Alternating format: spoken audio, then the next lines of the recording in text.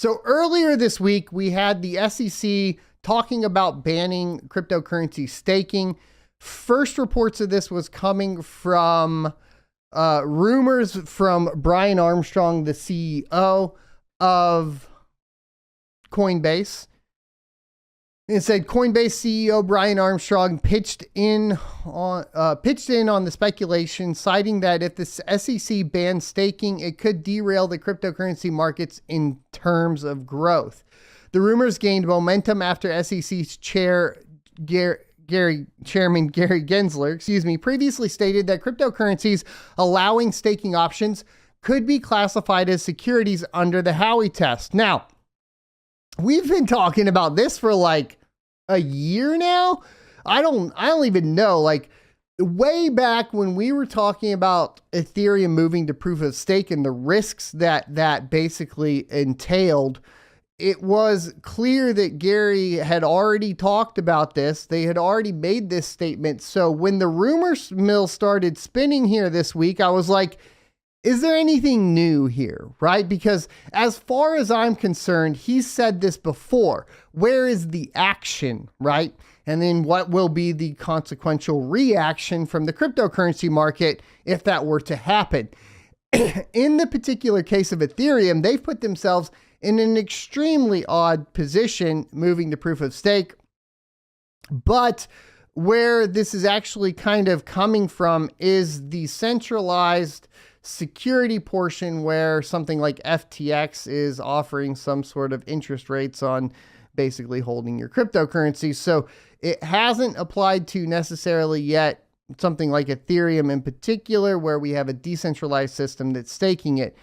That being said, could the government find a position of control over Ethereum throughout this, and specifically the US government? Because a lot of people want to say, well, you know, Ethereum's internationally used, blah, blah, blah. Sure, okay, cool. Until you look at the actual infrastructure that's being deployed, and we're talking about over 50% of it being in the United States, and a majority of that being hosted on services by big tech. So if you want to be completely honest about what is actually happening here, and if the US government would have some influence over basically stomping out something like Ethereum, yes, they do, because big tech, as you know, is very tightly integrated with the government. And if it came down to push came down to shove, you know, having Amazon shut down all servers and all nodes running Ethereum nodes, right?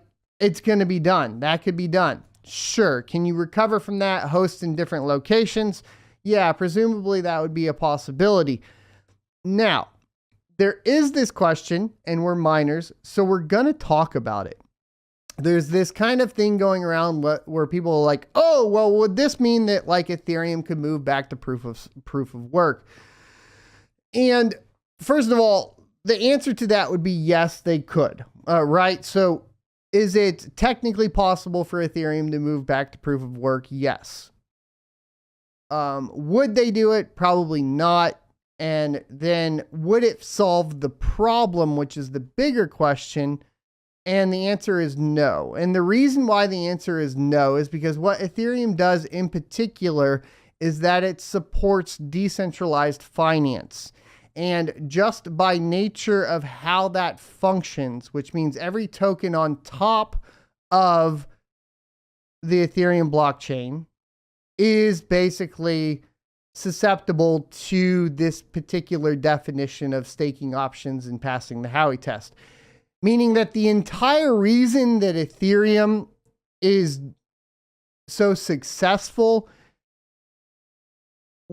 is the exact thing that would basically make it vulnerable to any laws that would say that staking is not allowed. Every project on top of Ethereum would not be allowed, and thereby every project or Ethereum itself, whether it's proof of work or proof of stake, would be susceptible. So even if you had a situation where you said, okay, well, we'll move to proof of work to solve this problem, it doesn't actually solve the problem. So from the miner's perspective, just want to give you guys that kind of like, hey, take a step back, look at the big picture here. it's not that simple, right? Armstrong mentioned that the SEC planning to ban cryptocurrency staking is a terrible idea. He said, "We're hearing rumors that the SEC would like to get rid of crypto staking in the US for retail customers. I hope that's not the case, as I believe it would be a terrible path for the US if that was allowed to happen," tweeted Armstrong. And here's really where that comes down to is like understanding that this is in particular retail customers, which as far as I understand would be specifically targeting centralized exchanges that offer staking services. So if you were talking about, right now, as we're aware of it being applied to Ethereum specifically as a token or a coin, right? Then the answer is no. But it will apply to things like Coinbase, Kraken, which we're going to get into here, and so on. Today's sponsor is BT Miners. BT Miners has been a longtime sponsor of the channel and a proven reliable source for ASIC miners. If you're looking to purchase ASIC hardware from Bitcoin to Dogecoin miners, they are available for purchase on bt-miners.com. BT Miners is a trusted source by both ASICminervalue.com and CryptoMiner.com. Follow the affiliate link in the description and tell them SOT sent you to support the channel. So then it kind of gets a little further down and we can kind of start to talk about what is happening with Kraken. So what does Kraken's SEC settlement mean for the crypto staking? This is coming from CoinDesk. Kraken has had a pretty lousy day, but the industry is more interested in what this means for staking. The narrative is the U.S. Securities and Exchange Commission announced charges against crypto exchange Kraken on Thursday. I'm going to say Kraken over and over. I don't know. I haven't picked one yet. Alleging its offering of a crypto staking as a service program amounted to offering unregistered securities products in the U.S. to settle the charges. Kraken is paying $30 million and shutting all of its U.S. staking services. The actions raised a number of questions about what this means for staking at large in the US. Before we get further into this, it's worth defining some terms. Proof of stake is a consensus mechanism wherein nodes are supported by people locking up or staking their crypto. It differs from proof of work consensus mechanisms in that rather than putting energy and computing power into securing the blockchain, you're putting your money. Staking has gotten an increasing amount of attention in recent years, especially in 2022, after Ethereum, the world's second most valuable cryptocurrency network, transitioned from proof of work to proof of stake. Companies offer staking services in the US because operating your own node just isn't as easy as letting someone else do it for you. And he says, I'm not judging. Now, we've talked about this before too, though, and I've always been against, personally, utilizing any centralized entity to perform your stake. And there still seems to be a lack of education on the topic, so let me explain this one more time. As it pertains to Ethereum in particular, people have been saying that, well, I can go ahead and pull my staked Ethereum out. That is not the case. That is not what's happening on the blockchain. That is not being recorded as that type of transaction.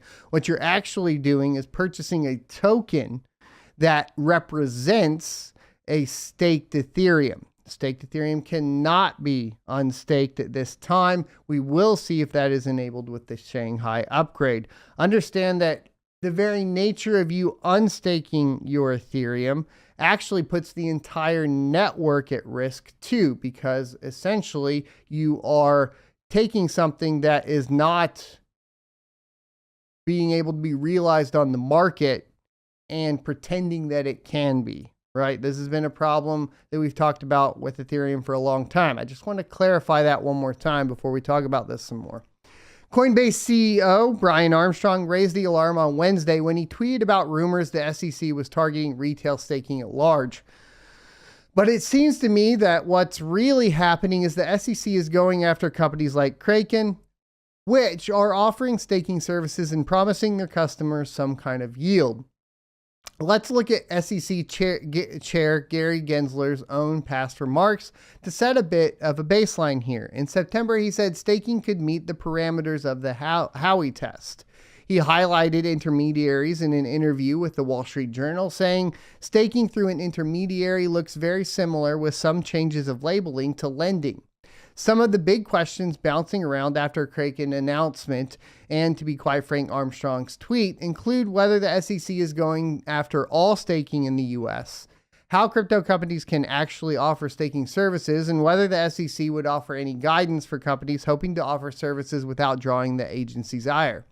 An SEC official speaking at a media briefing after the settlement's announcement told reporters that the agency basically looks at the offering of staking service as being similar to offering any other type of security.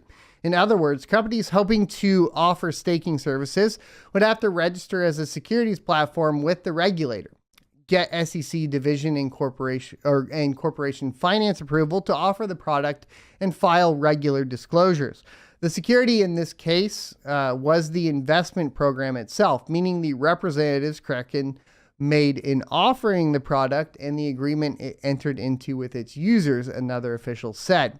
SEC Commissioner Hester Pierce, in one of her most fiery dissents to date, pointed out that the mere act of registering may be more complex than at first glance. Quote, an offering like the staking service at issue here raises a whole host of complicated questions, including whether the staking program as a whole would be registered or whether each token staking program would be separately registered and what the accounting implications would be for Kraken, she said. The officials declined to comment on whether the case had implications on staking at large. Another component of the lawsuit the SEC filed against Kraken noted that the company determined what the staking rewards would be for users. The exchange was not just sending the actual protocol rewards to Kraken's investors. And this is a problem that I've had with all of these centralized entities in general. They promise a certain return. And in reality, once again, what's happening on the centralized exchange that you are utilizing is not what's happening on the chain. And you need to start understanding how blockchain functions so that you can stop getting screwed over by centralized entities that do this, because you can go into and find success with adding liquidity in a decentralized manner that puts the responsibility on you as an individual, and also that means it gives you more power over your decisions.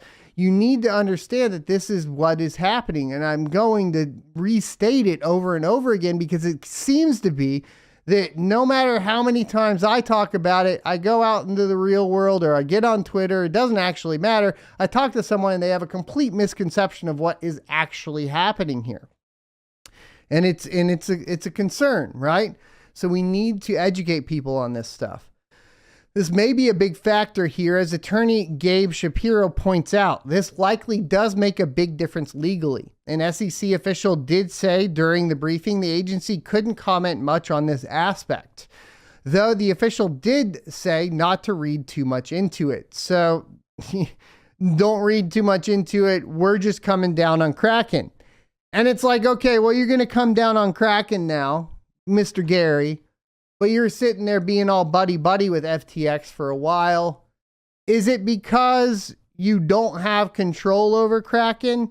Because while I would never condone that you guys go ahead and sit out there and participate in what's happening at Kraken, it is important to note that this is targeted when there are things going on that need to be brought into question, specifically with Gary Gensler's interaction with FTX. And luckily, we do have Representative Bill, I can't pronounce his last name, I apologize, going ahead and requesting four documents surrounding interactions between the SEC and SBF and FTX official here in particular. And this is extremely important because he brings up a good point that, like, or other people have brought up good points, in replies and so on, that it's like, well, we're going to come down on Kraken, but what was going on here, right? So this is the official. It's posted on Twitter. I think that this is going to be extremely enlightening. Hopefully we get some information out of it.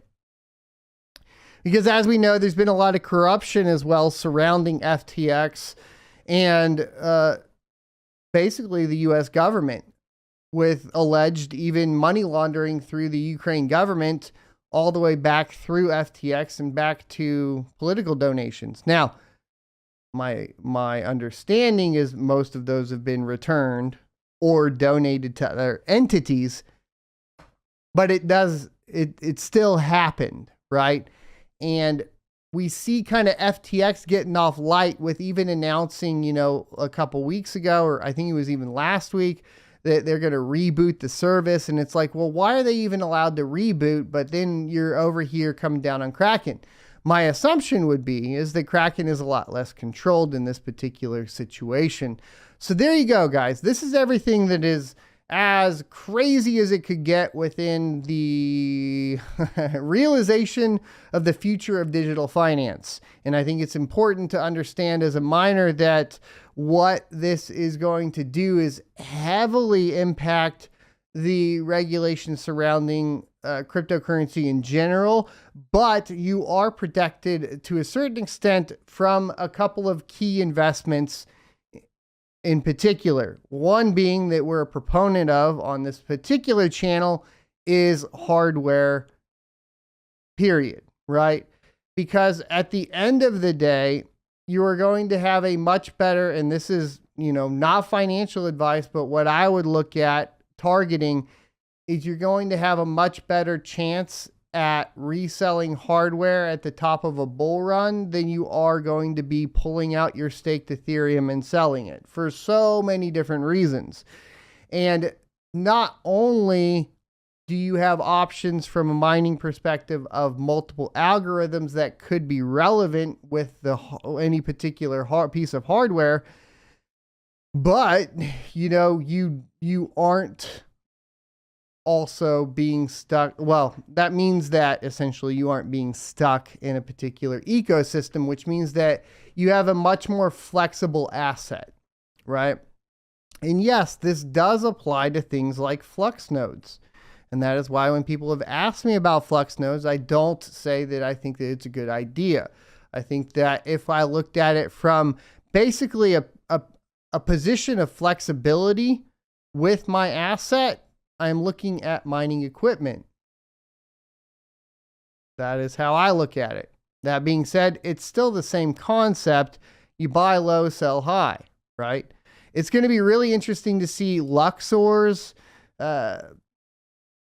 basically eBay or auction house get set up for ASIC miners and we're going to start to see real competitive markets within the ASIC industry, and it is needed, and it's going to be a completely separate trading game that you're going to be able to play. This is where I'm focusing a lot of my attention on buying in large quantity at low prices of hardware. Whether or not you can power it on is some of the things that I'm personally looking at.